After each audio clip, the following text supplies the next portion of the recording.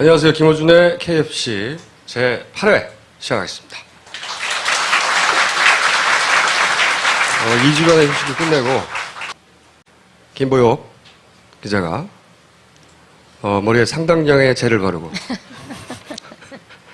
다시 출연했습니다. 김보혁 기자 나오셨습니다. 네. 안녕하세요. 네. 그리고 한떨기 기자, 송채경화 기자, 나날이 이뻐진다고 하는 댓글을 본인이 직접 달고 있는 걸로 파악되고 있는 송채경화 기자 나오셨습니다. 네, 안녕하세요. 한겨레 21 송채경화입니다. 저희가 벌써 몇 주째 세월호 관련 이야기를 하고 있는데, 오늘은 짧게 다른 이야기부터 시작하고, 왜냐하면 이제 곧 또 지방선거가 있거든요. 그래서 꼭 전해드릴 뉴스가 있어서 짧게 전하고 본론으로 넘어가겠습니다. 보실 내용은 토론회가 있었어요.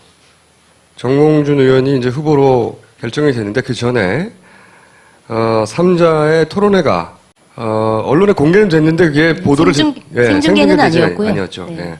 생중계는 되지 않은 채 있었는데 그 중에 굉장히 절묘한 장면이 있어서 저희가 보내드리도록 하겠습니다. 잠깐 보시죠.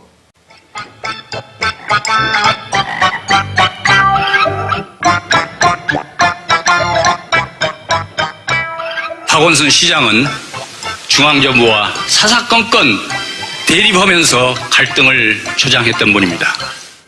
지하철 역사상 초유의 일인 이번의 사고는 잘못된 인사 배정과 원칙 없는 정략적 인사가 원인입니다. 아무 일도 안 하는 시장으로 남겠다 공언하신 대로 제대로 한 일 정말 없습니다. 특히 안전에 관한 한 정말 안 하셨습니다.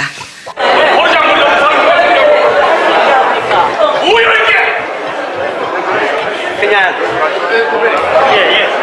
뭐가 잘못됐던 거야?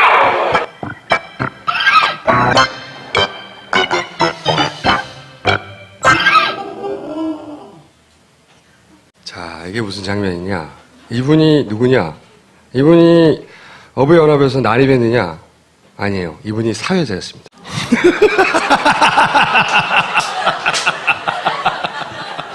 자, 이분이 사회를 보다가 벌떡 일어나가지고 어떤 상황이 있는지 송채경화 기자가 정리를 해드리겠습니다.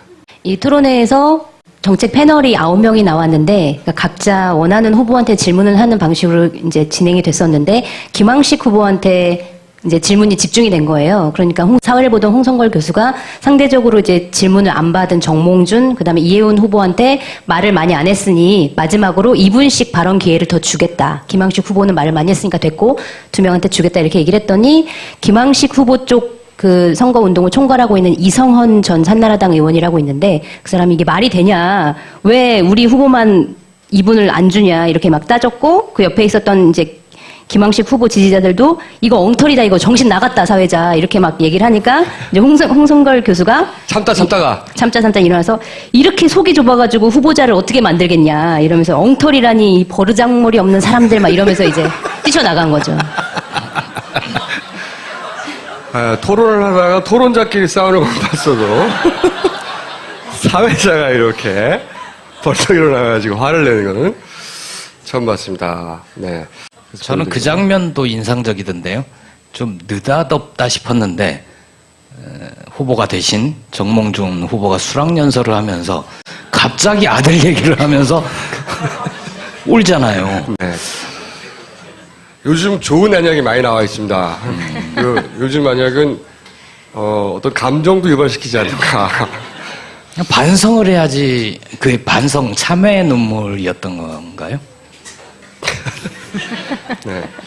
요 뉴스 어차피 이제 박원순 현 서울시장과 그리고 정몽준 후보 이제 큰 싸움 시작됐으니까 이 뉴스는 저희가 앞으로 쭉 팔로우 하겠는데 그게 결정되기 직전에 토론회에서 이런 재미있는 일이 있었다. 네. 이야기. 그리고 또 취재하신 게 요즘 송채경화 기자가 취재력이 무섭습니다. 네. 일단 네.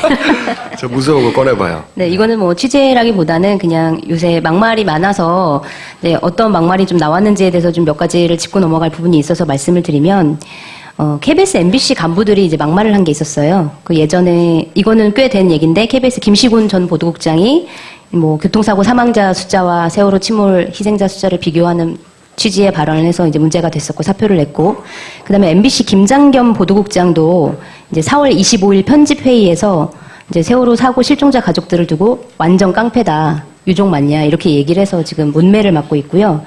그다음에 MBC 박상우 보도국 전국 부장 이분도 이제 8일에 KBS 간부들이 이제 분향소 갔다가 유족들한테 이제 비판을 받은 일이 있었잖아요. 그 얘기를 하면서 뭐하러 거길 가냐. 그런 놈들은 조문해줄 필요가 없다. 관심을 가져주지 말아야 된다. 그런 놈들은. 이렇게 발언을 했다는 내용이 MBC 노조를 통해서 밝혀졌는데요. 이제 이것 때문에 이제 유가족들이 굉장히 상처를 많이 받아서 이 막말에 대해서 어떻게 대응을 해야 되는지 좀 대책을 강구하고 있다고 합니다. 그렇군요. 최근에 또 뭐 교수님의 발언도 있잖아요. 네, 맞습니다. 홍익대 김호월 교수 네. 발언이 좀 문제가 되고 있는데요. 김 교수가 지난 9일 박 대통령과 이제 면담을 요구한 세월호 피해자 가족들이 이제 청와대에 가고 이런 행위에 대해서 자기의 페이스북에 대통령이 세월호 주인이냐, 왜 유가족은 청와대에 가서 시위를 하냐 이러면서 유가족이 무슨 벼슬을 딴 것처럼 생 난리를 친다 이렇게 얘기를 했고, 유가족에 대해서 이래서 미개인이란 욕을 먹는 거다 그러면서 예의도 없는 짐승들에게 무슨 지원을 하냐 이렇게 막말을 했었고요. 그래서 이제 김호월 교수는 결국 어제 사표를 내고 이제 학교를 그만뒀고요. 네, 네티즌 수사대가 발견한 게 하나 좀 재밌는 게 있는데. 이제, 요즘 네티즌 수사대가 제일 무서워요. 네. 그러니까 기존의 언론에서 보도된 거는 방금 제가 말씀드린 이런 내용들이 페이스북에 올라와 있는 내용이었는데, 이 네티즌 수사대가 페이스북을 중심으로 김호월 교수가 트위터 활동을 하지 않았을까라는 의문을 가지고 이제 막 파헤쳐 보다가 그 같은 아이디를 쓰는 트위터 계정을 하나 발견했어요. 그 계정 이름은 진리와 자유라는 이름의 트위터 계정인데, 한 1만 건이 넘는 트위터, 그 트윗을 올린 게 여기서 나와 있었고, 그 내용은 굉장히 예전에 그 국정원 여론조작 사건 때 트윗 활동, 그 비슷한 내용들이 굉장히 많이 들어가 있었다고 하는데, 그건 지금 현재 지워진 상황이고, 다만 이제 그 네티즌 수사대 이분들이 그거를 저장을 해서 PDF 파일로 모아놓은 건 아직까지 돌아다니고 있는 것 같은데. 분석에 들어갔다고 합니다. 네. 그래서 과거 시발단과의 워딩이 얼마나 일치하는지를. 네. 분석에 그래서 들어갔다고. 혹시 이 교수와 과거 이제 국정원 그 댓글 사건이나 이 여러 가지 것들이 좀 연관되어 있는 거 아니냐라는 의혹을 제기를 하고 있는 상황입니다. 네, 그 분석은 또 그분들이 알아서 하겠죠. 네. 네티즌 수사대가 제일 무섭거든요, 우리나라에서는. 근데 제가 이제 지난주에도 잠깐 말씀드렸지만, 이런 걸 보면 역시 댓글 관제센터를 열어야 되겠다는 생각을 합니다. 댓글 관제센터를 열어서 이 포탈의 댓글을 통해서 여론이 침몰할 때 우리 민간 알바사들이 순조해가지고 여론을 군환하는 그런 댓글 관제센터를 제가 곧 개설하도록 하겠습니다. 그렇게 되면 여러분들은 이제 할 일이 그렇게 복잡하지 않아요. 간단합니다. 왜냐면 우린 다 휴대폰이 있거든요. 예를 들어서 네이버 3회에서 여론 침몰 중. 그러면 달려가는 거예요. 달려간다는 게 클릭만 하면 되잖아요. 그리고 거기 알바들한테 엄청난 댓글들을 먹이는 거죠, 막. 그리고 일상으로 돌아가시면 됩니다.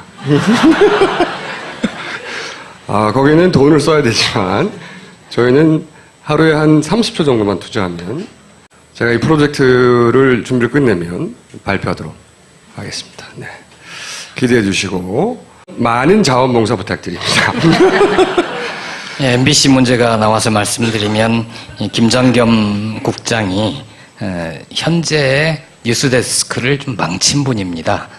이 사건이 있기 전에도 보시면 어느 날 MBC 뉴스에 우리로 치면 일면 톱 헤드라인 뉴스로 동물 관련된 뉴스가 굉장히 많이 있는 뉴스 데스크를 동물의 왕국으로 만드는데 지대한 공헌을 하십니다.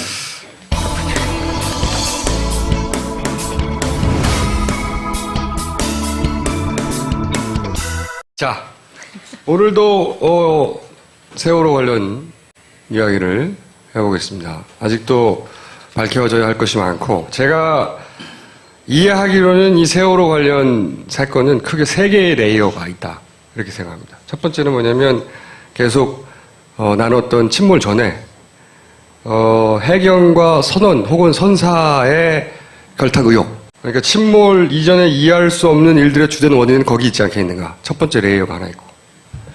침몰 이후에 이해할 수 없는 일들은 또 특정 기업과 해경의 누군가 혹은 어떤 세력과의 결탁. 두 번째 레이어가 있는 거죠.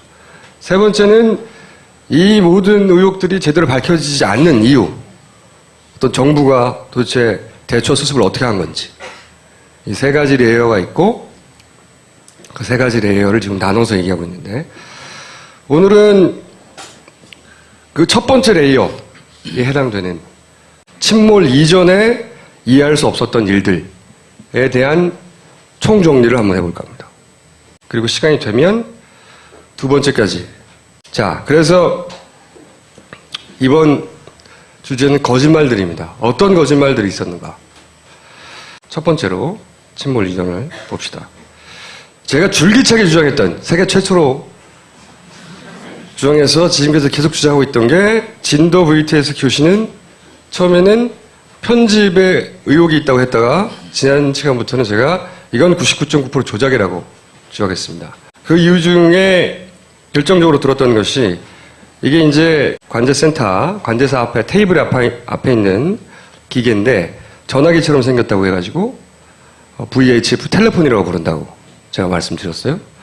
그런데 잡음이 있을 수 없는 이유를 이 기계에서 무선 송수신 장치까지만 가서 거기서 옥수단자 소리가 나오는 단자를 뽑아서 녹음했기 때문에 그러니까 공중으로 안 날아갔다는 거예요. 아직 전파가 되기 전이라는 겁니다. 그러니까 전파 혼선 이런 게 있을 수가 없는 거죠. 뭐 해외의 다른 설계 도면이나 이런 걸 참조해 보니 그렇게 설계되어 있는 것 같다. 최소한 이거는 무선이 되기 이전에 어딘가에서 녹음을 딴 거기 때문에 이거는 무선 혼선을 주장할 수 없다. 말이 안 된다고 얘기를 했었습니다. 근데 그걸 백업하는 오늘 증언과 증거를 다시 말씀드리겠습니다. 자, 지난주에 설명드린 건 이렇게 소리가 나가서 가운데 있는 전용선을 타고 요 기계까지 가고 요 기계에서 다시 돌아와서 저장이 된다. 소위 공중으로 날아가지 않는다. 이 기계에서 그냥 저장되는 거다. 그렇게 말씀드렸죠? 그래서 이런 기록 장치에 저장된다고. 이건 실제 관제센터에서 이용되는 기록 장치라고. 그런데 모 관제사 분과 어렵게 통화가 됐어요. 요즘 관제사들하고 통화하기 굉장히 어렵고 입장을 밝히지 않습니다. 그런데 이제 그분한테 채널 혼선이 된 게 아니냐.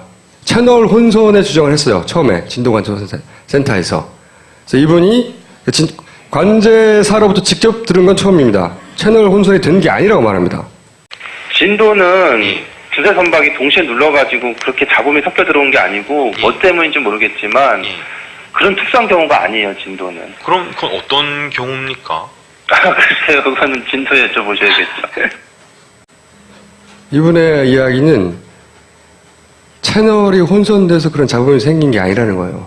그런 경우가 아니다. 자기는 무슨 경우인지는 모른다. 이분 입으로 직접 조작했다고 말할 수는 없는 거니까. 그러면 당신이 얘기한 거는 그럼 깨끗하게 녹음이 되냐? 관제사한테 물어봤습니다. 지난 시간에 저희가 진도센터에서 말하는 게 대부분 엄청나게 알아들을 수 없을 정도로 잡음이 심했잖아요. 그 관제사의 목소리는 그럼 깨끗하게 녹음이 되냐? 했더니 이분 이야기가 제가 얘기할 때는 제 건 녹음이 잘 돼야 되는 거예요. 일반적인 경우에는 그럼 관제센터에서 말하는 거는 그냥 깨끗하게 녹음이 돼야 되는 거네요. 그렇죠. 저희 관제실에서 얘기할 때는 뭐 잡음이 섞일 일이나 중간에 장애물이 있을 리가 없잖아요. 그죠? 간단하죠? 그렇지만 이건 관제사의 얘기예요. 저희가 이제 모 VTS 시설 담당자를 찾았습니다. 왜냐하면 이 소리가 어디서 나와서 어떻게 저장되는지는 관제사는 몰라요. 기술적인 건. 그건 이 시스템을 설치하거나 관리하는 설비 담당이 알겠죠. 설비 담당에게 전화를 했습니다. 어렵게 연결돼서. 녹음을 어디서 이렇게 빼느냐, 음성신호를. 그게 좀 궁금하신 거잖아요. 예. 관제사가 이렇게 전화기처럼 사용하는 게 있잖아요. 예. 전화기처럼 이렇게 귀에 대면 수화기처럼 사용을 할 수 있고 이런 장비거든요. 거기서 음성 신호를 빼요. 관제사가 사용하는 그 장비 자체에서 저장 장치로 신호를 보내주는 거죠. 무슨 얘기인지 아시겠어요? 이게 전화기에서 그냥 뺀다는 겁니다. 이 소리가 심지어는 무선 송수신 장치까지 가지도 않고 관제사가 말하는 그 전화기에서 그냥 소리를 뺀대요. 관제사의 목소리는 이건 공중으로 날아가서 중간에 녹음된 게 아니에요. 그러니 당연히 무선 혼신이란 혼선 혹은 뭐 잡음 이런 게 있을 수 없다는 겁니다. 이 사람의 이야기는. 기술적인 이야기죠. 음성 소스가 어디서 나오냐? 그랬더니 텔레폰에서 그냥 빼요. 이 소리는 날아가기 전의 소리예요. 그러니까 여기에 담길 수 있는 잡음은 예를 들어서 마이크하고 스피커가 너무 가까워서 하울링 삑 소리가 난다든가 아니면 방에 울려서 에코가 난다든가 그런 게 들어갈 수 있죠. 혹은 생활 잡음, 종이를 넘긴다든가. 근데 우리가 들었던 내용은 처음부터 끝까지 도저히 알아들을 수 없는 치거리는 소리. 지난주에 방송한 거 보면 제주 거는 깨끗하잖아요. 그렇죠. 그게 조작됐다는 겁니다. 99.9% 조작됐다. 여기서 직접 녹음한다는 겁니다. 그냥. 다만 이 장치에 바로 녹음기가 붙어 있다는 게 아니라 여기서 소리를 뽑아서 아까 보여드린 저장 장치에 저장을 시킨다는 거죠. 네. 좀 궁금한 게 있는데 그 음성에 대해서 네. 일부러 노이즈를 넣었다는 그 부분에 대해서 일부러 이렇게 시끄럽게 한 이유는 뭐죠, 그러면? 그거는 해경한테 물어봐야 됩니다. 아니, 조작을 한 거는 잘라 붙이고 뭐 이렇게 하는 거는 조작이 가능하다고 생각하는데 굳이 그렇게 할 거면 글쎄요, 굳이 그래서 이렇게 시끄럽게 만들 이유가. 저도 그 이유는 잘 모르겠어요. 근데, 이렇게 서로 교신이 힘들었다. 뭐 혹은 뭐 관제하기 쉽지 않았다, 그날이라거나 아니면 뭔가 그때까지만 해도 초반이잖아요. 여러 가지 의혹들이 밝혀지기 전. 그러니 가능하면 그게 어떤 소리인지 잘 모르게 해서 이렇게 힘든 가운데서 관제하고 있었고 혹여 중간에 추가적으로 실수가 발견되더라도 그런 이유 때문이다라고 말하려고 한 게 아닐까. 아니면은 그 그걸 정도 추정. 그런 노이즈가 있으면 그걸 잘라서 편집할 때 그게 좀 티가 덜 안 난다거나 약간 이런. 그럴 수도 있겠죠. 생각이? 앞뒤에 뭔가 지워버린 것들을 덮는다든지 그걸로. 그건 그야말로 그 편집한 그 누군가의 의도가 어떻게 구체적으로 들어갔는지는 잘 모르겠어요. 근데 분명한 거는 이 편집한 사람이 이 관제센터에 소리가 녹음되는 원리에 대해서 전혀 이해하지 못한 사람이었어요. 그 음성을 들어보면 무슨 얘기인지 전혀 모르잖아요. 거의 못 알아들을지. 그러면은 그 음성과 나중에 5일인가 있다가 공개한 기록, 교신 기록, 그거 두 개는 일치하나요? 그거는 거의 일치합니다. 그거 맞췄겠죠. 해경을 어떻게 보시는 겁니까? 기하게 조정을 할 아니, 거면 못 알아듣는데 일치한다는 걸 어떻게 알아요? 아니, 조정하기 전에 받아쓰기 했겠죠. 자, 첫 번째 거짓말은 그러니까 진도 VTS와 세월호의 교신 관련 해경 발표들은 대부분이라는 토를 달긴 했습니다. 제가 아직 발견하지 못한 게 있어서 거짓말이다. 그 내용은 조작됐다. 또 하나의 질문. 지금 애초에는 검경 합동 수사를 하다가 네. 검찰이 진도 VTS 한번 압수수색을 했잖아요. 네. 그러면은 기본적으로 압수수색을 하면 그 안에 있는 모든 걸 가져가는 건데 기록된 내용 그게 나중에 검찰 수사를 통해서 나올 수 있는 가능성도 있나요? 저는 없다고 봅니다. 바보도 아니고 그런 녹음 파일이 무슨 대단한 파일이 아니라 그냥 녹음 파일이에요. 음성 파일. 그죠? 그리고 거기 저장되어 있는 거고 디지털 파일이고 그러면 공개할 때 고쳤으면 거기 담겨 있는 것도 고쳐져 있겠죠. 해경은 조작하려는 이유가 있을 수 있죠. 편집과 조작을 했을 수 있지만 검찰이 거기에 동조해 줄 만한 이유가 있을까요? 그거는 모르겠습니다. 검찰은 있는 그대로를 발표할 것인가 아니면 어느 선까지 손을 볼 것인가 이건 그 다음부터 정치적 판단이 되겠죠. 검찰이 아니라 정부의 손에 넘어가지 않을까. 정정합니다.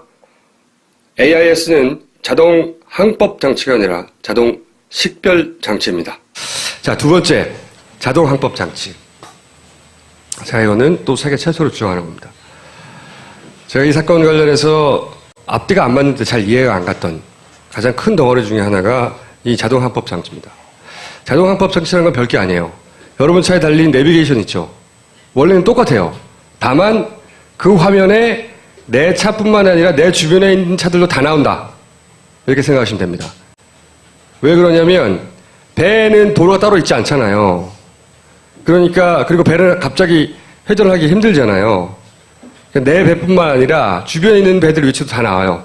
그러니까 인공위성에서 GPS 정보 받아서 우리 차의 내비게이션 속도 위치 뜨듯이 똑같이 속도 위치가 표시가 되고 다만 내 것뿐만 아니라 상대 배들도 다 나와요, 주변에.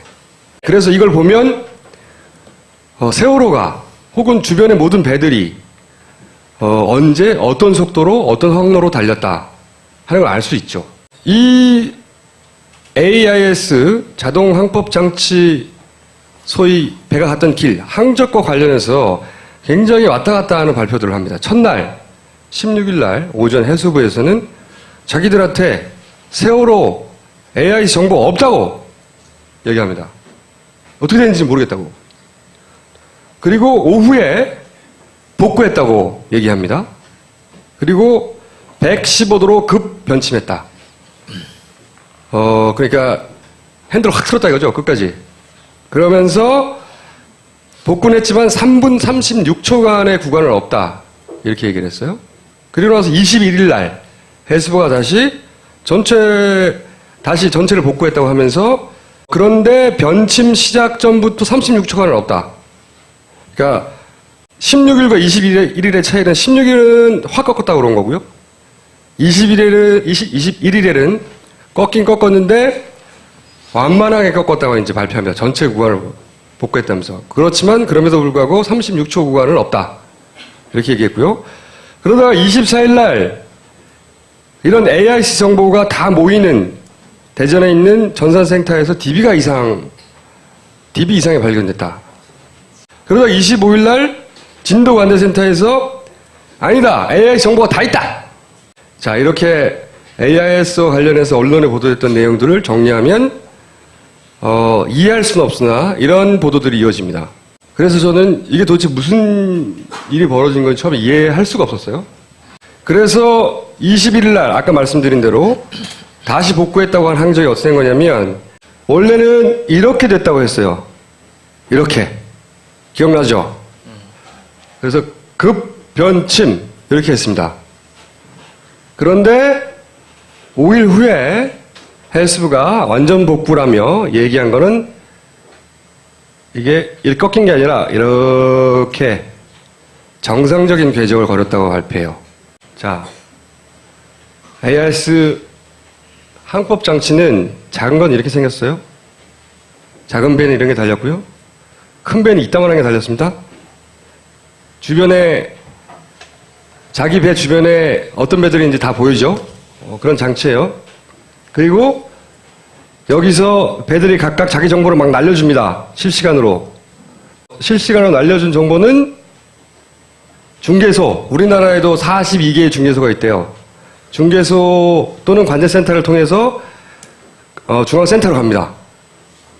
그러니까 우리나라 연안에 있는 모든 배들의 위치를 실시간으로 다 기록하는 거예요. 이 중앙센터에서는, 해수부에서는. 세월호도 당연히 거기 포함되어 있는 거죠.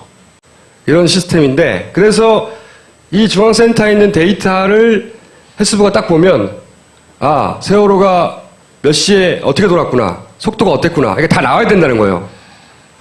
그런데 도대체 이해가 안 가서 이제 다시 재구성을 하기 시작했어요. 첫날 16일 날 오전 해수부 종합상황실을 마침 채널A가 사고 나자마자 달려가서 찍었어요. 이렇게 사안이 헷갈릴 때는 무조건 첫날로 돌아가야 됩니다. 그때는 조작이나 은폐나 이런 것들이 완성되지 않았을 때거든요. 그래서 오전에 해수부 관계자도 작동이 안 됐는지 우리 데이터가 문제가 있는 건지 모릅니다. 일단 없어요. 첫날 오전에. 그리고 그게 대전에 있는 정부 통합센터에도 입력되지 않았어요. 그리고 이유는 모른대요. 분석이 안 된다. 왜 안 하는지. 하여튼 없다는 거야. 이렇게 이해하지 못하는 이유 중에 하나가 AIS는 꺼지지 않습니다. 일부러 끄지 않는 한. 배 전원이 완전히 나가거나 배 전원이 일시적으로 나가도 비상 배터리가 돌아간대요. 왜냐면 이게 배가 조난을 나갔을 때 필요로 하는 거기 때문에 꺼지면 안 되잖아요. 일부러 꺼지지 않으면 꺼지지 않기 때문에 이게 왜 입력이 안 되는지 이해를 못하고 있는 거예요. 어쨌든 입력이 안 된 거예요. 첫날. 그리고 그때 세월호의 AIS 정보를 지속적으로 보고 있던 유일한 배가 있습니다. 그게 우연히도 둘라 에이스예요. 구조하러 근처에 대기하던 유조선. 배죠. 예. 네. 언론에 몇 번 인터뷰를 했던 그 둘라 에이스. 이 배가 이 정도 거리를 두고 있었어요. 해경이 구조하러 가면서 찍은 영상인데 가깝죠. 그리고 둘라 에이스 선장은 그러니까 첫날 그 상황을 실시간으로 보고 있었던 사람은 이 사람이고 다른 사람이 있었는지는 모르겠으나 우리가 접근할 수 있는 사람은 이분 하나입니다. 근데 이분은 이렇게 얘기를 해요. AIS 꺼져 있었다고. 이 배는 AIS가 꺼져 있는 상태더라고. 세월호인지 몰랐다고. 분명히 아까 말씀드린 대로 자기가 가지고 있는 장비에 떠야 되는 거예요. 근데 꺼져 있는 거예요. 안 나오니까 꺼진 거지. 그러면서 이런 얘기를 합니다. 일부러 안 껐으면 꺼질 이유가 없다. 고장도 안 난다. 그리고 하필 전원이 그때 꺼졌다는 건 사람이 인위적으로 끈 게 아닐까. 이런 추정도 합니다. 근데 이분도 역시 단정을 못하죠. 상황을 모르니까. 여기서 분명한 건 꺼졌어요. 꺼졌기 때문에 가장 가까이 있는 유조선 둘라 에이스 호에도 안 떴어요. 그러니까 앞뒤는 맞죠? 대전에도 안 뜨고 그 옆에 있던 세월호에도 안 뜬 거예요. 아니, 둘라 에이스. 네. 네, 둘라 에이스에도. 예리한데요? 안 뜬 겁니다. 그리고 교신록에 보면 이런 게 나옵니다. 세월호에서 육안으로 확인하는데 AIS를 볼 수 없는데 본선 손수에 있는 빨간 탱커 선명이 뭡니까? 이게 둘라 에이스입니다. 그게 유조선 탱커거든요. 세월호의 항해사도 본인 힘으로 말합니다. AIS 꺼졌다고. 이게 일부러 꺼졌는지는 우리는 알 수 없어요. 단정할 수는 없으나 분명한 건 꺼졌다는 겁니다. 그때. 그래서 대전 센터에도 안 날아가고 그리고 둘라 AIS에도 안 뜨고 본인도 자기 AIS가 꺼졌기 때문에 빨간 탱커가 뭔지 모르는 겁니다. 없어요. 다. 그 특정 시간대는 없는데 그래서 16일 날 오후 해수부에서는 이렇게 꺾였다고 이제 얘기를 합니다. 이렇게 급하게. 그래서 잡아졌다. 우리가 본 화면이죠. 이런 선박 상황 나면 해수부에서 사고 조사하러 해양안전심판원이라는 사람들을 보냅니다. 이번에도 5명을 급파했어. 당일날 바로. 이분이 이틀 있다가 인터뷰를 합니다. 급선회를 했다. 당시까지만 해도 급선회, 급변침이 맞다고 생각을 한 거예요. 다들. 그 사건을 조사한 심판원도. 그죠? 그런데 이상하게 21일 날 복구를 했더니 이렇게 돌아왔다고 합니다. 이렇게. 그러면서도 여기서부터 여기까지 첫 36초는 없다고 그래요. 복구가 되지 않았다고. 이게 해수부가 발표하는 겁니다. 그리고 이날 뭐라고 하냐면 전탄은 아니다. 전탄은 아니라는 얘기는 핸들을 끝까지 돌리지 않았다는 거예요. 그러니까 핸들을 끝까지 돌렸다면 사람의 실수죠. 그런데 이때 발표는 이 항적 복구된 걸 보니 핸들을 완전히 꺾지는 않았다. 조금 꺾었는데 뭐 기계적인 결함이 있다거나 뭔가 다른 요인이 있는 것 같다. 사람의 잘못이 아닌 게 되는 겁니다. 그리고 24일 날 역으로 돌아오는 거죠. 24일 날 해양수산부에서 DB 시스템 이상이 발생했다고 말합니다. 이 DB는 뭐냐면 AIS 정보, 세월호를 포함한 국내 연안 모든 선박에 AIS 정보가 담겨있는 DB인데 이게 이상하다고 말을 해요. 그래서 나중에 복구를 했다고 말을 하긴 하는데 이상했답니다. 이때까지만 해도 저도 이게 무슨 뉴스인지 몰랐어요. 그리고 25일 날 진도에서 모든 항적이 다 존재한다고 말합니다. 우리는 그 다음 날. 제가 가진 가장 중대한 의문이 이거였어요. 아니 진도 VTS는 어떻게 세월호의 모든 항적이 존재할 수가 있죠? 세월호의 항적이 거기 기록되려면 세월호의 AIS 기계가 켜져 있어야 돼요. 그렇잖아요. 그렇죠. 그래야 인공위성으로부터 뭘 수신하든 말든 자기들이 걸 쏘든 말든 하죠. 꺼져 있잖아. 꺼져 있는데 진도에는 어떻게 다 있냐고. 아무도 쏘지 않았는데. 꼼꼼하게 뉴스를 다시 따져다 보니 특히 둘라 에이스의 존재 때문에 그 상황을 실시간으로 봤던 둘라 에이스의 존재 때문에 그게 꺼졌다는 게 확정적으로 알게 되었는데 어떻게 진도 VTS는 이게 다 있냐고. 근데 그러면 진도 VTS가 그때 밝힌 게 두 번째 36초간 그것까지 다 있다라는 그렇죠. 얘기인가요? 진도 VTS는 언론 기사를 찾아보시면 한 번도 사라진 적이 없다고 합니다. 그럼 유령이 쏜 거예요? 이거 말이 안 되잖아요. 도저히 설명되지 않는 모순이 존재하잖아요. 그러면 이렇게 생각할 수밖에 없어요. AI의 항적을 나중에 고칠 수 있냐? 쏜 사람이 없는데 받았다고 발표한 사람이 있는 거 아니에요? 9일 있다가. 서로 그게 다 있는 게 팩트라 하더라도 이해할 수 없는 게 처음에 변침이라고 할 때 그럼 우리 다 있는데 변침 아니냐고 왜 말 안 했냐고. 처음부터. 그래서 저는 이 AIS 항적이라는 게 사후에 수정이 가능한 건가 물어봤어요. 이걸 만드는 업체, 관리하는 업체. 그런데 의견이 분분합니다. 이 AIS 항적은 수정을 목적을 두고 만들어진 게 아니라는 거예요. 기계 그렇죠. 자체가. 그렇기 때문에 모르겠다. 에서부터 아니 디지털 데이터인데 가능을 하겠지. 당연하죠. 디지털 데이터이니까. GPS 정보, 항적이라는 게 대단한 게 아니라 텍스트 정보란 말이죠. 가능할 수 있겠지. 또 어떤 사람은 불가능하다. 실시간으로 날라오는데. 근데 그분은 질문을 잘 이해 못했어. 사후에 수정 가능하냐. 여하간 결론적으로 가능을 하다는 겁니다. 했다는 주장을 제가 하는 게 아니에요. 가능을 하다. 디지털 정보 중에 수정이 불가능한 디지털 정보는 없다. 라고 누군가 얘기하던데, 가능을 합니다. 하지만 굉장히 어려운 일이죠. 왜냐면, 중개소도 고쳐야 되고요. VTS 진도의 것도 고쳐야 되고요. 그리고 중앙센터의 것도 고쳐야 되고요. 근데 중앙센터에서는 이상한 일이 벌어졌잖아요, 몇 번. 그쵸? 그런 의혹을 가질 만한 사안이 발생했다는 거예요. 저로서는 이거 이상하다라고 생각하기 시작했어요. 자, 그러면 가설을 세워보자고요. 수정이 됐다! 만약에. 그럼 이유가 뭐냐? 생각하기 시작했습니다.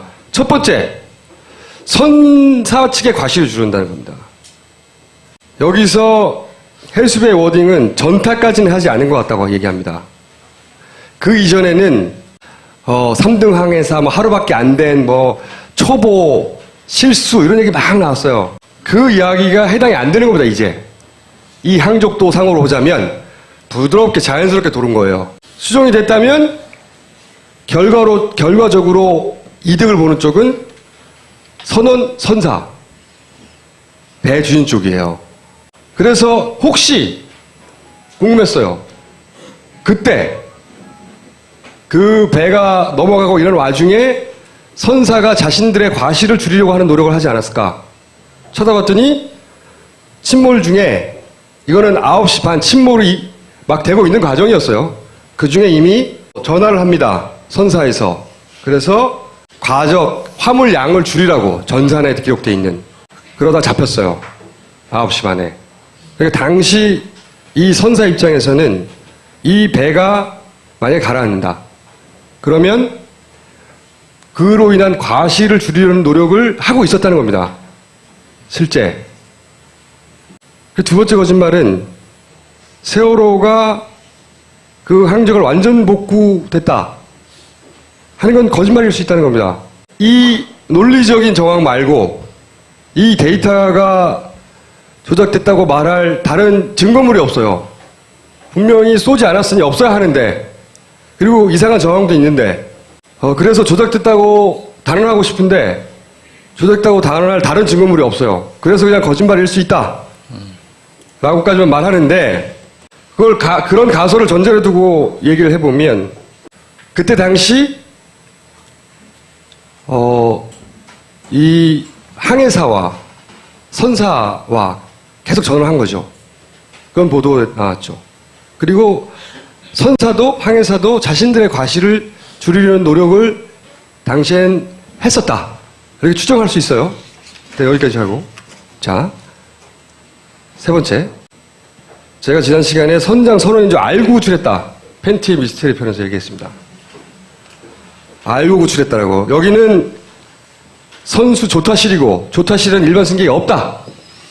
그죠? 그러므로 알고 구출했고 그리고 자신이 선장 혹은 선원임을 알리지 않기 위해서 옷을 갈아입다가 다급하게 나온 거다 이게. 그렇게 얘기했는데요. 그러면서 조타실밖에 없다. 자, 그러면 이 배가 처음으로 구조정 1, 2, 3 구조정이 와가지고 처음으로 세월호에 갖다 대고 구한 게 선원이었단 말이죠. 그럼 이 보트를 처음에 내리잖아요. 그죠? 보트를 내리고 구한 사람 누군가 궁금해졌어요, 전. 맨 처음에.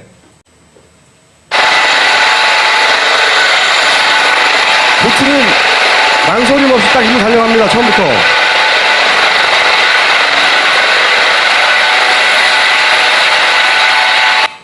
해경이 공개한 거예요. 이렇게 끊어서 공개를 했어요, 다. 여기서 5사람을 구출합니다. 이게 첫 구출한 사람들이에요. 그리고 구출해서 배로 데리고 오죠. 이 사람들의 옷을 잘 보시면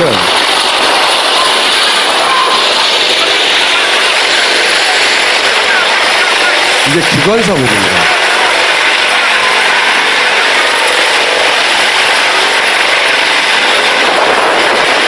이 5분은 기관사들이에요. 선원들.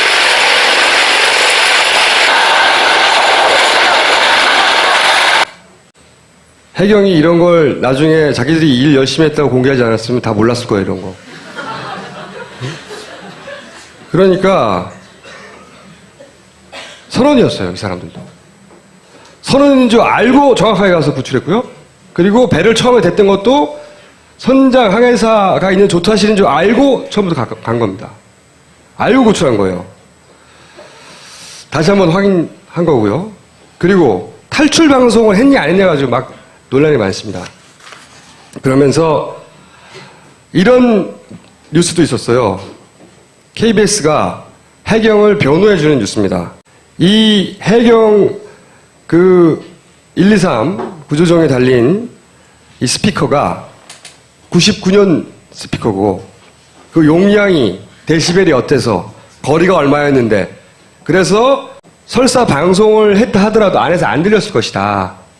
이런 내용의 방송을 KBS가 합니다. 해경이 방송을 했을 수도 있어요. 가장 간단한 방법은 이렇게 지금까지 동영상 자기들이 다 공개했듯이 방송하는 거 동영상 공개하면 돼. 그게 왜 하나도 없냐고. 저는 안 했을 가능성이 높다고 생각하는데 했다고 칩시다. 했다고. 4번 했다고 그러는데. 그러면 최소한 2번은 더 방송했어야 합니다. 어떻게? 아무도 탈출하지 않잖아. 4번 했는데. 배를 이렇게 가까이 댔잖아요. 가까이 가서 하면 되잖아. 안 들리면 70m 떨어져서 했는데 안 들렸다고 하면 정말로 사람이 아무도 안 나오고 있었단 말이에요. 이때까지. 그러면 이 사람들이 방송을 해도 아무도 안 나온다는 생각에 그게 다급했으면 이렇게 가까이 갔을 때 방송하면 될 거 아닙니까? 배 대고. 그죠? 안 했어요. 이때. 2번째. 해경은 자기들이 미끄러워서 선내로 진입할 수 없었다고 그랬어요. 선내로 들어가는 장면이 있습니다. 자기들이 공개한 것 중에 이거를 잘 보세요. 올라갑니다. 조타실 안으로 들어가요. 여기서 끊겨서 그 다음엔 뭘 했는지 모르겠어요. 만약에 정말로 방송이 다급했고 모두 다 뛰어나가라고 하는 게 다급했으면 여기 들어가서 방송하면 되는 겁니다. 최소한 2번은 더 했었어야 한다니까. 결정적으로 방송을 했다는 자기들이 녹화한 영상도 하나도 없지만 녹화하기 전에 했다고 칩시다. 그래서 그럼에도 불구하고 사람이 안 나왔다고 쳐요. 이때까지만 해도 밖에 뛰어내는 사람 이거밖에 없어요. 난간에 있다가 뛰어내는 사람들.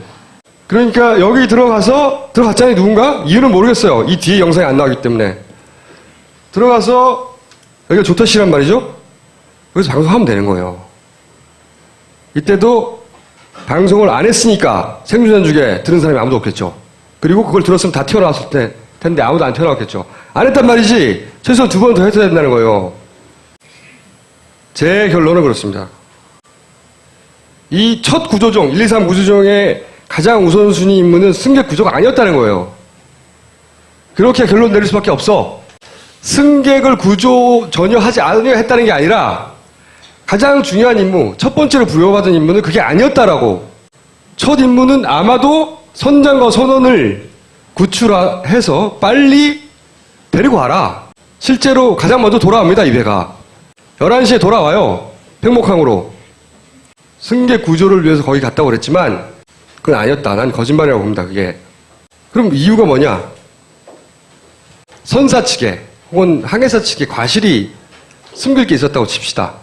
그래서 빨리 데려와야 했다고 칩시다. 먼저 선장 선원부터 데려와서 뭔가 입을 맞춰야 됐어야 하는 게 있었다고 쳐보자고요. 그럼 그런 기회와 시간이 있었나? 따져보게 됐어요. 11시에 도착을 하고 선장은 그날 2시부터 사라져서 8시간 반 동안 없어집니다. 밤 10시가 돼가지고 목포 해경에 나타나죠. 그리고 선원들은 다 같은 모텔에 투숙해요. 원래 피의자들은 같은 데 안 넣거든요. 말 맞출까봐.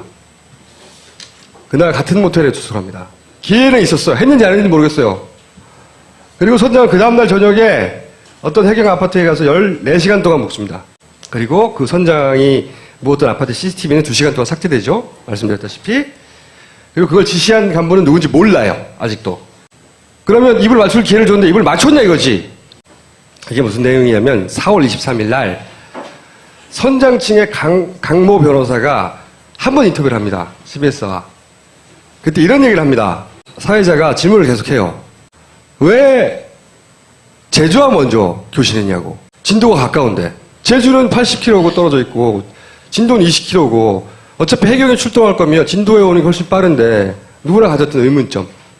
그랬더니 선장으로부터 이야기를 들은 강모 변호사가 이렇게 얘기를 합니다. 조타실 안에 2대의 교신기가 왼쪽 오른쪽에 있는데 오른쪽에 있는 교신기는 처음부터 진도에 맞춰놓고 왼쪽에 있는 거는 제주에 맞춰놨다는 거예요. 근데 배가 기울었잖아요. 배가 30도 기운 상태가 되니까 왼쪽이 아래쪽이 되는 거 아닙니까? 그리고 오른쪽에 있는 건 위쪽에 있잖아요. 경사가 져서 못 올라갔다는 거예요. 그래서 제주에 맞춰져 있는 아래쪽 거를 교신했다. 이렇게 얘기했어요. 이게 거짓말이죠. 왜 거짓말이냐면 아마 이 변호사 분이 VTS 무전기에 대해서 전혀 이해가 없었나 봐요. 이 얘기를 그냥 듣고 방송에서 그대로 전하는 거 보니까. 왜냐면 이 무전기는 채널을 바꿀 수 있어요. 제주도에 맞춰져 있으니까 제주도밖에 할 수 없었다. 이 말이 성립이 안 되는 거예요. 아래에 있는 걸 제주도에 맞춰져 있었다. 예를 들어서 돌리면 되잖아. 진도로. 1초도 안 걸려. 그러면 80km 넘어서 달려오는 게 아니라 20km 가까이 다가오는데 왜 안 들려 이걸? 이건 해명이 안 되는 건 거짓말인 거예요. 완전히. 그런데 이런 인터뷰를 한 번 하고 사라집니다. 저분이 실제로 아직도 변호를 하고 있나요? 그건 모르겠어요. 변호인 선임계를 내지 않고 나중에 제가 들은 걸로는 개인적 호기심에 가서 변호인처럼 행위를 했다. 검찰 쪽에서 이런 얘기가 흘러나온 적이 있었거든요. 그거는 좀 확인을 해봐야 될 것 같아요. 모르겠습니다. 어쨌든 이분이 그 측의 변호사라며 나와서 했던 유일한 인터뷰예요. 유일한 인터뷰고 이 인터뷰는 사실 CBS 측에서도 선장 쪽의 일방적인 변명이라고 또 초반이잖아요. 이라고 생각해서 사실 포탈에 크게 뿌리지도 않았어요. 뒤지다 보니까 나왔는데 저는 이게 거꾸로 입을 맞춘 정황이라고 봅니다. 왜? 자, 이 선장을 알고 있었던 겁니다. 뭘 알고 있었냐? 이 교신이 진도와 그 이전에 서로 있었다 하더라도 그게 조작될 걸 알고 있었던 거예요. 첫 번째 교신을 제주화한 걸로 교신록이 정리될 줄 알고 있었다고. 그러지 않고선 이렇게 말할 리가 없죠.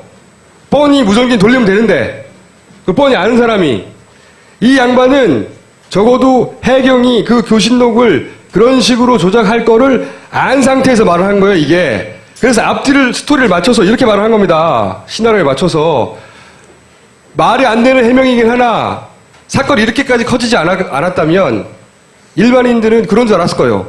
우리가 VH 우선기를 언제 봐. 검찰도 몰라요, 잘. 안 봤으니까. 근데 그런 해명을 저는 먼저 달려가서 입을 맞추는 과정에서 짰다 라고 강력하게 추론하는 바예요. 교신 기록이 21일이나 22일에 나오지 않나요? 5일 후에 나옵니다. 네, 그러니까. 네. 사고가 16일이면. 그렇죠. 그 교신 기록 나중에 나오는데 이 인터뷰는 그 전에 이루어진 것이고 이 변호사의 면담은 그 전에 또 이루어졌겠죠. 그러니까 이미 이 시나리오가 입력되어 있었던 것이고 그 시나리오가 입력될 시점은 아마도 첫날 두 번째 날이 아니었을까 추정하는 것이고요. 이런 일들이 왜 벌어졌을까? 보험사에서 인터뷰를 하다가 이런 얘기를 합니다. 세월호는 100% 전손 처리될 것이므로 선주가 보험금 113억을 받게 된다. 전액을 받게 된다는 거예요.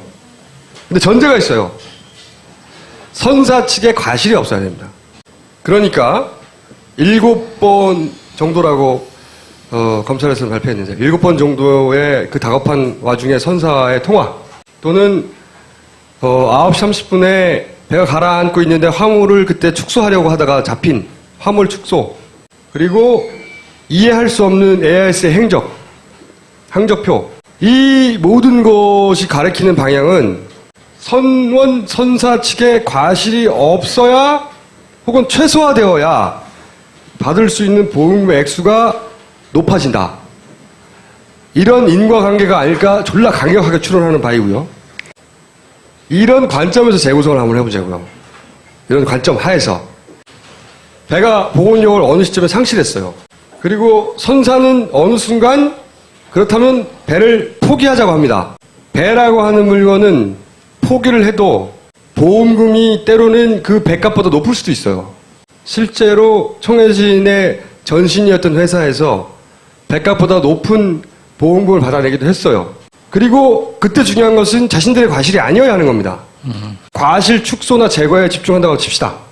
그리고 이 과정에서 해경의 고위직이어야 되겠죠. 이 정도면. 누군가하고 연락을 해요. 그리고 여기서 중요한 건 선원들을 먼저 빼서 그 준비를 해야 될 시간이 필요합니다. 그래서 선원들에게 입맞출 기회를 누군가가 제공해줘야 되는 거죠. 그리고 해경 역시 이 과정 중에 단순히 관제를 실패한 게 아니라 진입했는데 못 봤다든가 이게 아니라 이 초기에 재빨리 가고 재빨리 구출하지 못하는 상황에서 하는 와중에서 300명이 사망을 했어요. 이 과실을 완전히 숨기지 않으면 자기들도 큰일 나는 겁니다. 해경 입장에서도.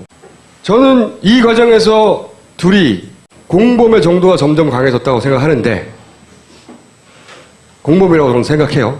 해경 전체는 아니라고 생각하는데 그중에 누군가가 첫 구조종에게 야 일단 선장 선원부터 빼와 말할 권한을 가진 누군가 그러면 승객들을 다 죽일 바랐단 말이냐 구조종 사람들이나 혹은 그 해경 간부가 그렇게는 생각하지 않아요. 전 실제 해수부의 첫날 우왕좌왕하는 그 채널A의 쭉 찍은 장면을 보다 보면 한쪽 구석에서 그런 얘기도 합니다. 아 선박 이런 모양의 선박은 금방 침몰하지 않는다고 자기들끼리 막 설계도 놓고 막 얘기도 하고 있어요. 회의를 어수선하게 하는 와중에 이렇게 빨리 가라앉을 줄 몰랐던 게 아닐까.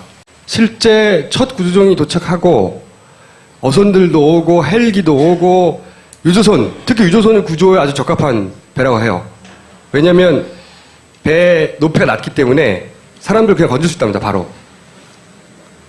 다 왔으니까 일단 니네들은 데리고 그 배가 구출할 수 있는 정도 사람 데리고 바로 돌아와. 근데 이 배가 생각보다 이유를 알 수 없지만 엄청나게 빠른 속도로 침몰해버린 거죠. 실제로 벌어진 일은 모든 걸 누군가 다 기획했다가 아니라 이렇게 각자의 욕망으로 각자의 과실을 줄이고 각자의 피해를 줄이고 각자의 이익을 도모하는 과정에서 예기치 못한 일이 벌어진 게 아닐까. 제가 생각하는 첫 번째 레이어의 1차적인 결론이 이렇습니다. 그 시나리오에 대해서 의문이 또 있는데 만약에 그 해운사가 보험금을 받기 위해서 그 일을 꾸몄다라고 가정을 했을 꾸몄다는 게 때 아니죠. 벌어진 일에 대응한 거라고 난 본 거지 지금. 벌어진 일에 대응. 근데 보험사가 그러면은 지금 118억이라는 그 돈을 받게 되는 게 확실한 건가요? 아니죠. 그건 이제 모르는 상황이 돼버렸어요. 왜냐하면 자 봅시다. 사건이 이렇게 크지 않았어요. 사람 다 구출됐어요. 배만 뽕 가라앉았어요. 그 과정에 이제 해경도 구출 잘했어요. 다. 해경도 막 칭찬 받고 그 배만 가라앉은 거 아니야. 화물주들한테는 화물 그 손실 보상해 주면 되는 거 아니에요. 이 배는 세월호는 실제 그 이전에 팔려고 내놨었어요. 그리고 이 선박 보험금의 액수가 배 산 가격하고 거의 똑같아요. 본전 뽑는 거지. 조금 황당해 보이기는 하지만 네. 이 회사과 관련된 배가 이전에 세 척이 가라앉습니다. 한강 유람선에서 사고가 그렇죠. 난 적이 있었죠. 그리고 인천 연안을 오가는 배 2대가 전소가 되고 침몰이 된 적이 있습니다. 그리고 보험료를 더 배값보다 많이 받았어요. 그런데 이 이야기를 말하려면 말이죠. 사실은 사람이 다치지 않았다면 보험 사기예요, 그냥. 이렇게 많은 인원이 더군다나 아이들이 죽지 않았다면 그 과정에서는 이건 선박 보험 사기입니다, 그냥. 그렇게 끝날 수도 있었을지도 모르죠. 그리고 이 유착 관계는 전혀 안 막혀졌을 수도 있어요. 우리가 언제 평생 AIS 항적 기록에 대해서 관심을 가졌을 것 같아요? 자, 여기서 빈틈 몇 가지 있습니다, 아직 말하지 않은. 그 빈틈은 김보엽 기자와 함께 열심히 취재해서 이거는 취재로 할 일이 아니고요. 이건 수사권을 가진 사람들이 조사를 해서 밝혀야 될 문제입니다. 그 사람들이 조사를 안 할지도 모르니까 조사하도록 압박하는데 김보엽 기자가 여태 40대 중반이 되도록 쌓아온 기자로서의 노하우와 그 열정, 커넥션, 전문 지식, 영국에 가기 전에 꼭 남기고 가고 싶다고 하는 그 취재 결과를 그런 의견을 저한테 필요했었는데 다음 시간이 될지 그 다음 시간이 될지 모르겠지만 아직 빠뜨린 부분 하나를 보강해서 다시 이 앞에 시나리오는 채워놓도록 하고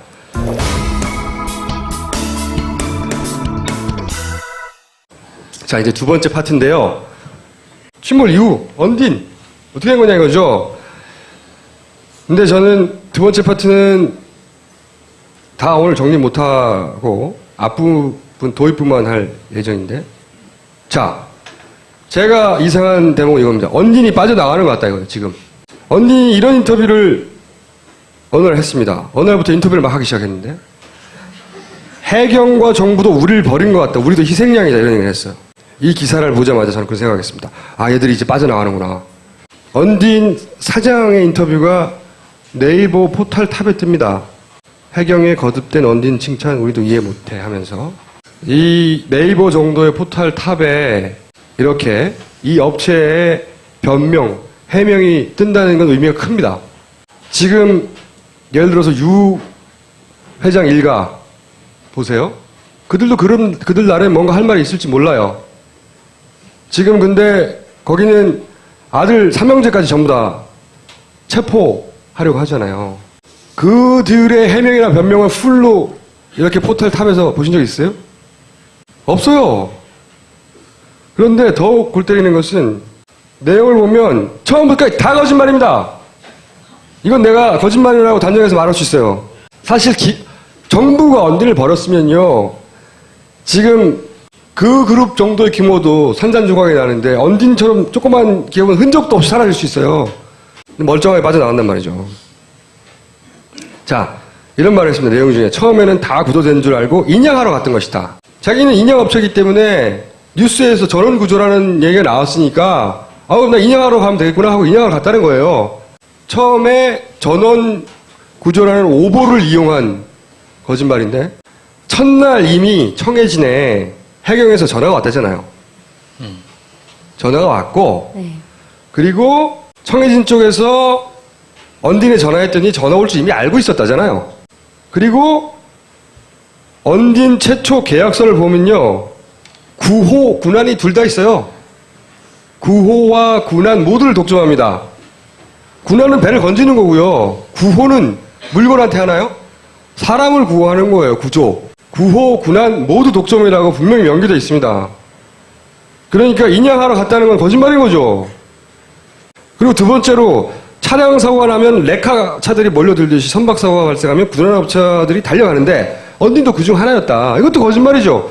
언딘 이외에 어떤 업체도 해경이 부르지 않았고 언딘 외에 어떤 업체도 군환업체도 그 현장에 달려가지 않았어요. 그리고 현장에 가보니 해경과 해군 모두 멘붕 상태나 다름없었다 이거죠. 그래서 자기들이 필요했다는 거지, 이 논리에. 이 주장의 이유는, 근데 말이 안 되는 게 한겨레에서 헤어로 관련해서 했던 특종 중에 가장 중요하고 거의 유일한 국방부조차도 해군조차도 언론에 밀렸다. 근데 그 해군의 SSU 요원들이 첫 번째로 한 게 뭐였냐면 세월호의 하잠색 가이드라인 인도선 그걸 해군이 처음에 해경도 못하고 있을 때 처음 설치한 거예요. 멘붕 상태가 다름이 없었던 게 아니라 그걸 첫 설치한 곳이 해군이었어요. 근데 얘는 6시에 그걸 설치하고 나서 6시 35분에 다시 들어가려고 하는데 못 들어가죠. 못 들어가게 해가지고 해경이 못 들어가게 하긴 이유는 언들이 들어가야 한다고. 그건 국방부에서 그렇게 얘기했죠. 자, 멘붕 아니었고요. 오히려 이거는 민중의 소리에서 취재한 겁니다. 그날 16일 날 언딘에서 집에서 쉬고 있던 소속 잠수사가 늦게 전화를 받고 경기도에서 자기차 타고 진도까지 내려가고 있었대요. 그때. 그 다음 날도 언딘에서 투입된 잠수사는 2명밖에 없었어요. 현장 지원 인력 3명, 총 5명밖에 투입이 안 됐어요. 언딘에선. 그리고 또 이런 얘기도 합니다. 우리가 선사, 청해진과 구두 계약을 하고 왔다니까 해경으로서도 마침 잘 됐다고 여긴 것 같다. 해경이 몰랐다 이거지. 해경으로부터 연락 받았다는데 청해진에서는. 앞뒤가 하나도 안 맞죠? 그리고 국내 군환업체들 대부분이 왜 니네가 됐냐. 대부분 영세한데 우리가 제일 크고 국제군환협회 정혜원이라는 대표성 때문에 들어간 거다. 이 이야기는 사실 많은 곳에서 얘기했죠. ISU는 이익단체일 뿐이고 ISU 회원이어야 입찰할 수 있는 것도 아니고 그런 법도 없고 그리고 또 이런 얘기도 합니다. 그 즈음에 여러 가지 인터뷰를 했는데 이거는 독점 계약이라고 하는 계약서입니다. 신사인에 보도됐던 여객선 세월호에 대해 군환 구호 용역 및 기타 기술 지원 일체를 독점적으로 수행할 것을 합의한다. 다 먹은 거예요, 그냥. 몽땅. 언딘이. 또 이런 얘기도 해요. 언딘의 모 이사가 왜 하필 니네냐? 그랬더니 우리는 원래 구조 작업에는 참여하지 않는데 대형 창사하기 때문에 이 지역에서 발전기 설치 운영 모습을 했기 때문에 이 지역을 잘 알아서 그래서 참여하게 된 거다. 이렇게 설명을 합니다. 우리가 이 사실관계를 어떻게 알아? 그러나 이것도 저는 말이 안 된다고 보는 게 나중에 해양안전국에서 얘기를 하죠. 해경에게 니네가 계속 말하고 있는 정조시간 때 그거 틀렸다고. 맨날 정조시간 얘기했잖아요. 물살이 빨라서 정조시간을 기다려야 된다. 근데 거기서 얘기를 해줍니다. 그때 아니라고. 뭘 알아? 정조시간도 모르면서 그 지역을 잘 알아서 참여했다는 것도 그 조류 발전기를 설치한 어딘가에 대해서 잘 알지는 모르겠으나 구조를 할 수 있는 제반 지식하고 전혀 상관이 없었던 거예요. 만약에 그랬다면 5일 동안이나 그렇게 떠들어댔던 정조시간을 잘못 알았을 리가 없죠. 그리고 실제 이거는 해양안전국이었던가요? 제 기억에 해양안전국이 같은데 거기서 알려주기 전엔 몰랐어요. 그렇다는 얘기는 5일이 아니라 지금까지도 모르고 있을 수도 있었다는 겁니다. 계속해서 입으로는 정조시간이고 입으로는 물살이 빨라서 안 되고 가라앉을 때까지 기다려야 되고 그런 얘기 끊임없이 했잖아요.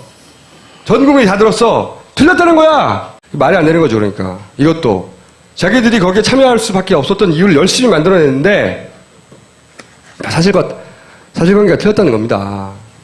사실과 같은 거 하나 있는데요. 해경 요청으로 구조작업까지 참여했다. 아, 네. 살짝 예리했고요. 언딘이 사실대로 다 얘기하지 않는다. 혹은 불리한 걸 숨긴다, 혹은 변명을 한다. 이건 별로 중요하게 생각하지 않아요. 사실은 기업들이 불리한 상황에 처하면 삼성도 거짓말 하고요. 현대도 거짓말 하고요. 합니다. 제가 궁금한 건 이런 일개 업체가 이렇게 큰 사건, 사실은 구조 지연에 일정 정도 책임을 질 수밖에 없어요. 그런데 이런 일개 업체의 변명을 왜 포탈이 실어 날라주지? 왜? 누가 이들에게 출구 전략 퇴로를 열어주는가? 왜?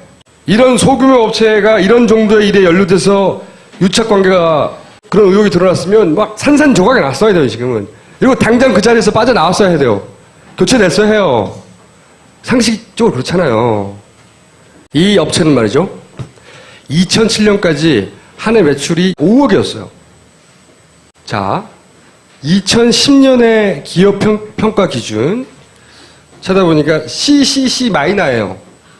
투자 대상이 아니에요. 근데 그때부터 정부 기금이 투자됩니다. 왜? 그리고 해경과 언딘의 유착관계를 얘기할 때 항상 등장하는 해양구조협회 있잖아요. 해양구조협회. 해양구조협회 회원이 2,000명이고 뭐 해양구조를 잘 하기 위해서 군한 업체와 그 관계기관들이 다 뭉친 협회예요. 자원협회인 거죠. 네, 해경 건물에 있어 이게. 근데 제가 궁금했어요. 그래? 그러면 이렇게 2,000명이나 회원이 되어 있다고 하는 이 업체에 언딘 이외에 국내 군한 업체는 몇 개나 가입돼 있나? 난 다 돼 있는 줄 알았어. 소위 모든 군한 업체를 다 아우러야 그 민간의 참여를 도모하고 군한 업체가 민간의 기술을 빌려서 해경이 재빨리 구조하고 뭐 이런 이유 아닙니까? 그런 협회를 만들어가지고. 군한 업체가 언딘을 제외하고 3개가 있어요. 딱. 그리고 언딘만 부총재입니다. 그러니까 이 협회는 적어도 군안에 관한 한 언딘을 위한 거예요. 군안 업체는 몇 개가 있나요? 대략? 전국에 몇 개가 있는지는 잘 모르겠으나 30몇 개까지는 제가 찾았어요. 그럼 30개가 넘겠지 뭐. 내가 찾은 것만 30몇 개니까. 인양, 군안 쳐봐요 막. 그리고 사실은 솔직히 이 언딘을 하다 보면 아무도 인터뷰에 응하지 않고 관련해서는. 그리고 어떤 자료도 아는 국회의원을 통해서 좀 받아보라고 해도 어떤 자료도 안 나와요.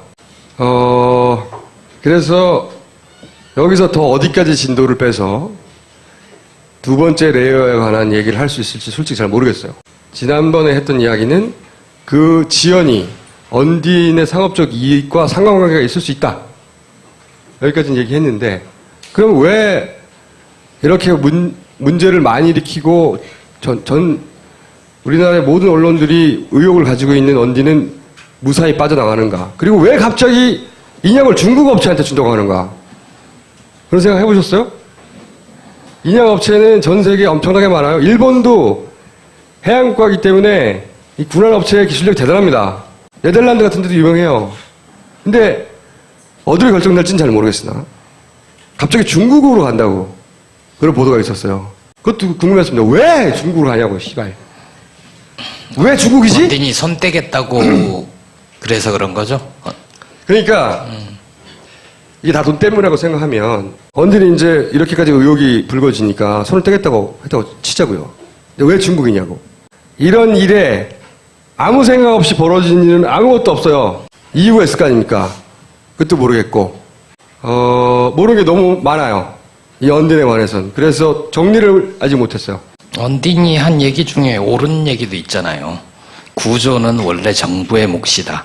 해군과 해경이 구조를 해야지 우리는 구조하는 업체가 아니다. 근데 왜 구호 계약을 독점을 맺었죠? 말이 안 되잖아요? 그거는 이제 뒤에 빠지면서 하는 변명들인데 처음에는 군안, 구호 다 독점이었어요. 그리고 구호가 구조라는 단어가 아니라는 것 때문에 사람을 구조하는 게 아니라고 또 해명을 하는 그런 경우도 봤는데 말이 안 되죠. 사전에 찾아보세요. 구호는 사람을 대상으로 하는 겁니다. 어디 물건을 구호합니까? 여하간 첫 번째 레이어는 그런 결탁이 있었고 그런 과오와 그런 거짓말들이 존재했다고 저는 생각하고요. 두 번째 레이어에서는 분명히 언딘이 문제가 많고 해명도 거짓말인데 왜 이렇게 빠져나갈 수 있는지 그 이유를 저도 모르겠어요. 아직까지는. 그 부분에 대해서는 김보엽 기자와 함께 다음 주까지 우리가 이해할 수 있을 만큼만 이해해서 두 번째를 채우고요. 정부의 책임에 대해서 꼭 짚어야 되죠. 사실 이게 깔끔하게 정리되지 않으면 사람들이 이해가 안 가니까 온갖 음모론이 난무할 수밖에 없어요. 제가 하는 것조차 음모론이라고 주장하지만 알바들은 음모론일 수 있습니다.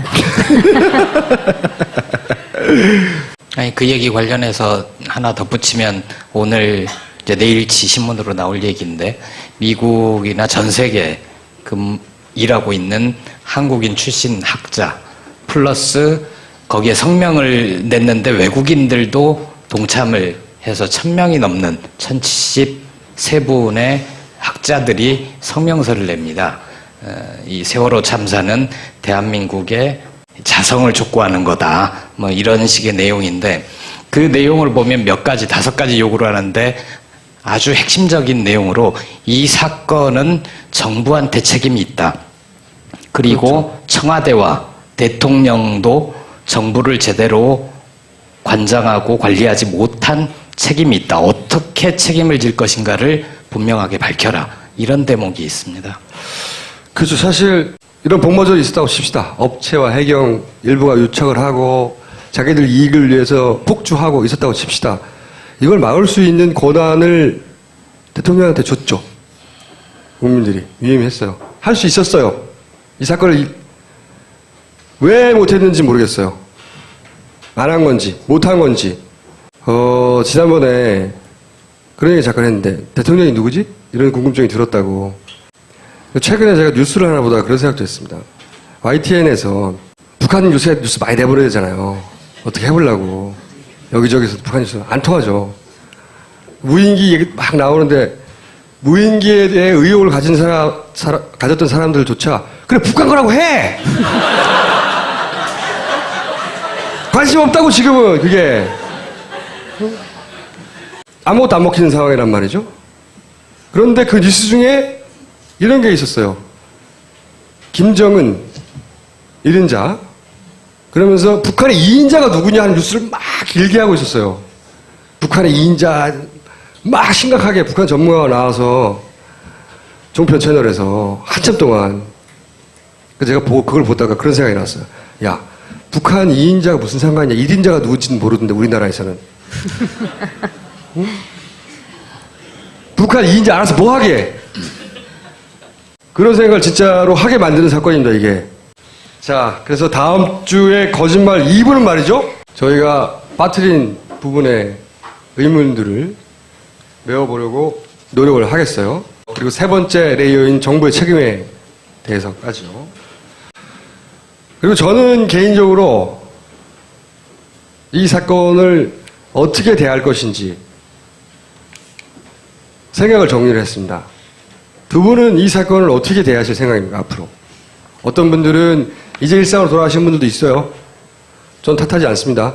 어떤 분들은 길로 나가신 분들도 있고요. 어떤 분들은 서명을 하고, 어떤 분들은 돈을 모으고, 어떤 분들은 조문도 하고, 여러 가지가 있잖아요.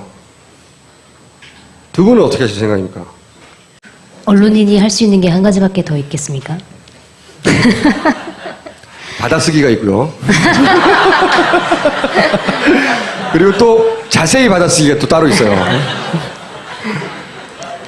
아무튼 이 사건이 한 달 정도 됐는데 아직까지 밝혀진 게 거의 없잖아요. 이런 부분들을 어떻게 해서든 밝혀야 되는 노력을 해야 되는 것 같고, 그 다음에 이게 금방 잊혀지게 만들면 안 되는 것 같아요. 그런 부분에 좀 신경을 써야 될 것 같고, 그 다음에 책임을 누가 져야 되는가 라는 부분에서 물론 여러 사람들이 책임을 져야겠지만 그 중에서 정부의 책임이 어느 정도고 그 책임을 어디까지 져야 되는지에 대해서는 확실하게 짚고 넘어가야 되지 않나 그런 생각을 합니다.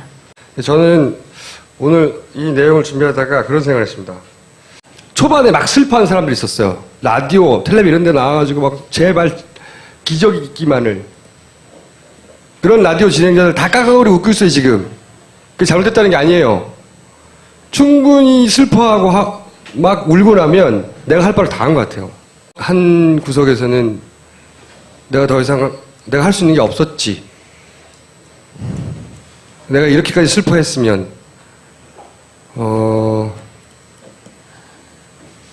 자기 할 바를 다 한 것 같고 제의식도 좀 덜어지고 일단락이 되는 게 있죠, 감정적으로. 조문도 마찬가지 효과가 있는 것 같아요. 가서 사실 슬프거든요, 굉장히. 저도